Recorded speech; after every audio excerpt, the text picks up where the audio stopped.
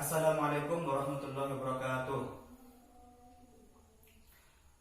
Sebelum dimulai, mari kita berdoa terlebih dahulu. Berdoa dimulai. Berdoa selesai. Oke, saya absen terlebih dahulu ya. Hari ini siapa yang tidak masuk? Fajar. Oh iya, Fajar. Tadi ada temannya yang WA ke saya bahwasanya dia nggak bisa masuk. Umi. Yang lainnya masuk semua kan? Oh iya, terima kasih. Oke, minggu kemarin saya sempat menjelaskan tentang lembaga jasa keuangan dalam perekonomian Indonesia. Ada yang masih ingat?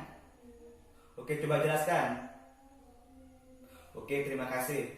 Nah, pada kesempatan kali ini saya akan menjelaskan tentang perpajakan dalam pembangunan Indonesia. Oke, di sini saya akan menjelaskan tentang perpajakan. Di sini saya akan menggunakan model pembelajaran facilitator of student employee. Namun sebelumnya ada sedikit pengantar dari saya tentang pajak. Pajak yaitu iuran wajib yang harus dibayarkan untuk pemerintah oleh rakyat. Berarti rakyat itu wajib untuk membayar pajak terhadap negara atau pemerintah negara. Nah, pajak ini untuk apa? Ya untuk kesejahteraan kita bersama, untuk kesejahteraan rakyat. Pajak ini ada dua fungsinya. Fungsi pajak itu ada dua. Pertama yaitu fungsi penerimaan. Fungsi pajak satu, fungsi penerimaan. Fungsi penerimaan ini, pajak berfungsi sebagai sumber dana yang diperuntukkan bagi pembiayaan pengeluaran pemerintah. Berarti pajak ini kan sebagai sumber dana yang dikeluarkan untuk pemerintah. Dikeluarkan untuk apa? Ya untuk kesejahteraan rakyat, bisa di bidang infrastruktur kayak pendidikan, rumah sakit, dan lain-lain. Itu pajak digunakan untuk itu semua, untuk kita juga, untuk dinikmati oleh kita semua. Terus yang nomor dua yaitu fungsi pajak, fungsi mengatur, yaitu fungsi mengatur sebagai alat untuk mengatur atau melaksanakan kebijakan di bidang sosial dan ekonomi. Itu pajak. Nah, di sini pajak itu jenis-jenis pajak. Sini pajak.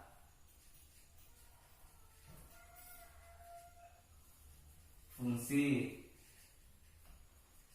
satu,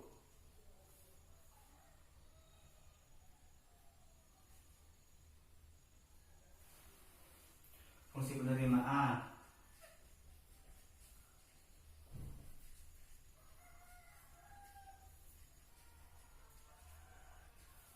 Dua, fungsi mengatur.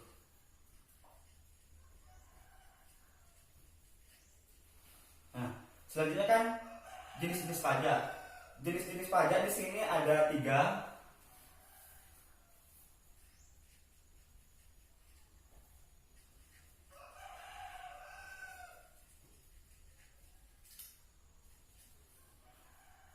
Satu,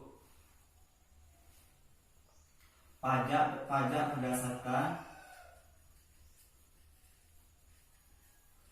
berdasarkan sistem pemungutan.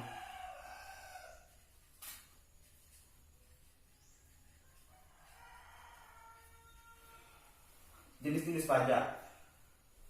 Yang pertama itu pajak berdasarkan sistem pemungutan. Nah, berdasarkan sistem pemungutan ini juga dibagi menjadi dua, yaitu pajak langsung dan pajak tidak langsung. Ini bagi dua. Pajak langsung. Satunya pajak tidak langsung.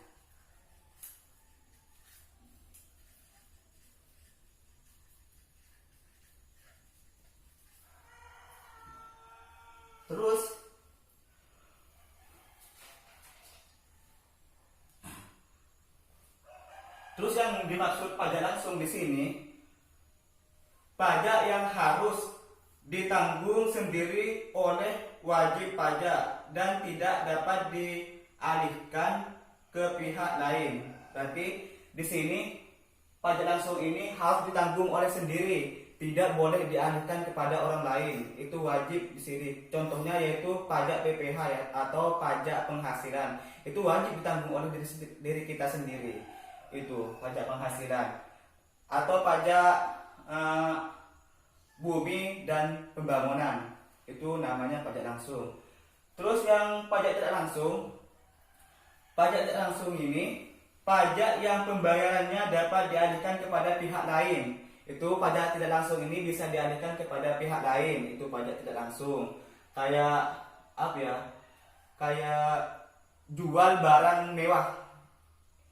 Itu bisa tidak langsung, itu bisa dialihkan.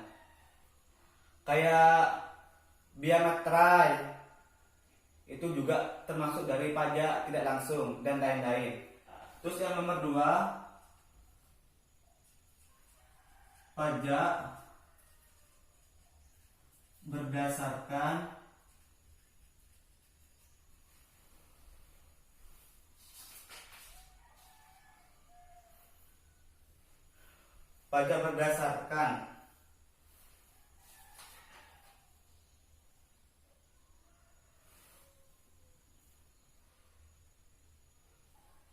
sifatnya, pajak berdasarkan sifatnya.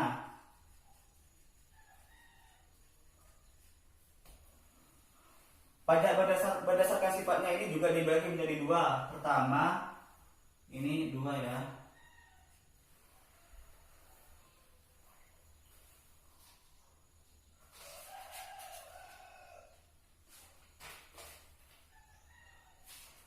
Pajak subjektif,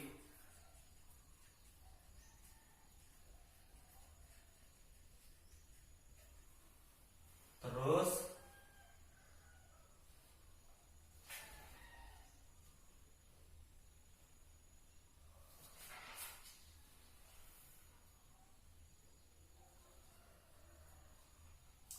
pajak objektif.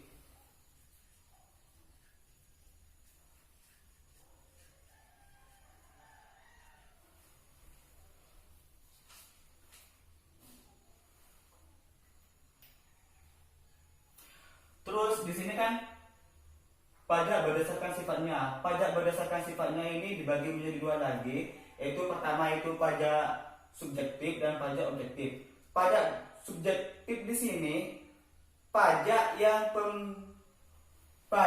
pembeliannya, pajak yang pengambilannya berdasarkan dari kondisi wajib pajak. Besar kecilnya pajak tergantung kemampuan pada. Saya ulangi kembali. Pajak subjektif di sini pajak yang pengambilannya berdasarkan dari kondisi wajib pajak. Tergantung dari kondisi wajib pajak. Besar kecilnya itu tergantung dari penghasilannya, dari kemampuannya sendiri. Contohnya kayak pajak penghasilan. Kalau penghasilannya tinggi, otomatis pajaknya kan semakin tinggi. Atau pajak kekayaan, itu sesuai dengan kondisinya.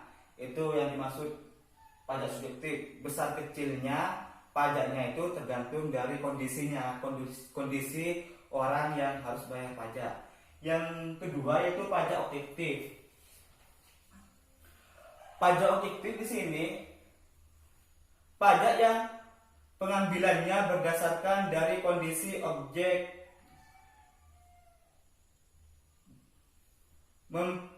dan memperhatikan kondisi wajib pajak. Ini berdasarkan dari objeknya. Kayak contoh,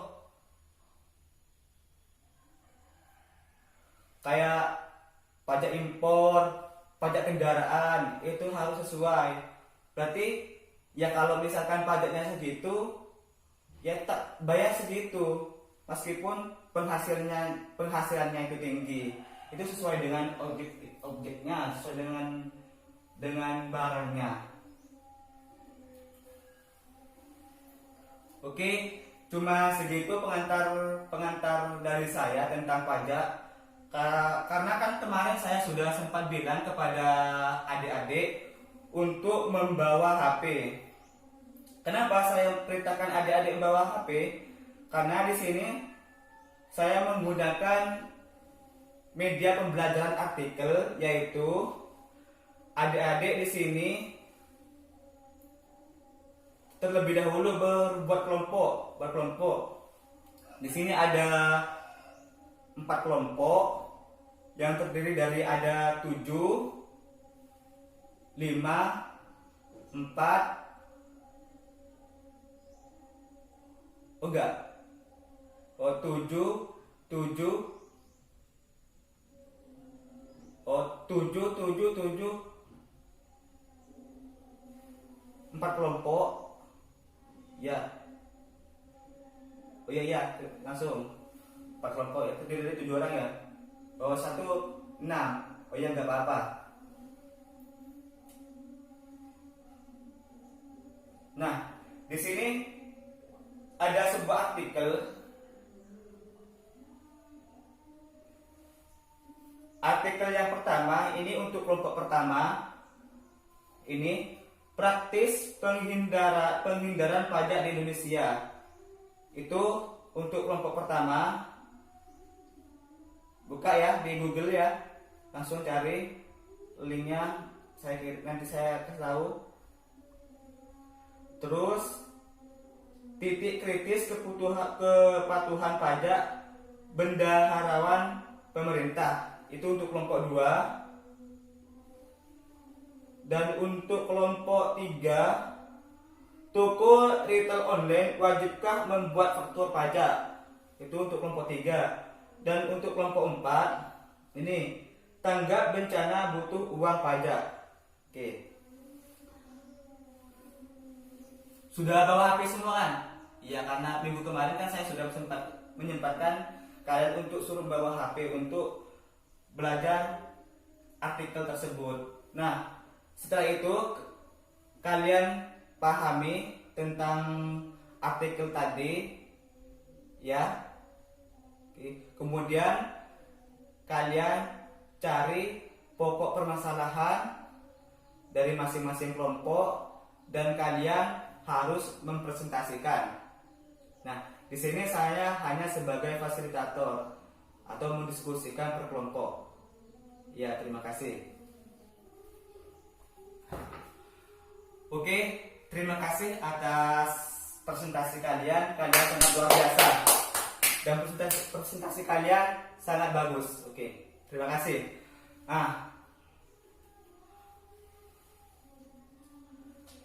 Oke, mungkin ada pertanyaan yang belum kalian pahami tentang pajak.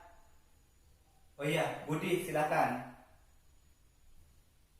Oh iya, terima kasih. Mungkin ada yang ingin menjawabnya dari pertanyaan Budi.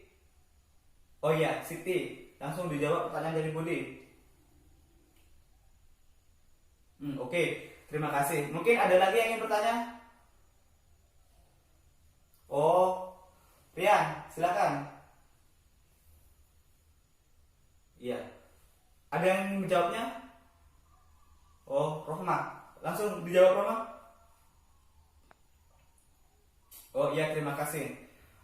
Sangat luar biasa pertemuan kali ini dan pertanyaannya sangat bagus dan jawabannya juga sangat bagus. Mungkin ada yang ingin menyimpulkan. Oh, Dian, ayo silakan simpulkan, Dian.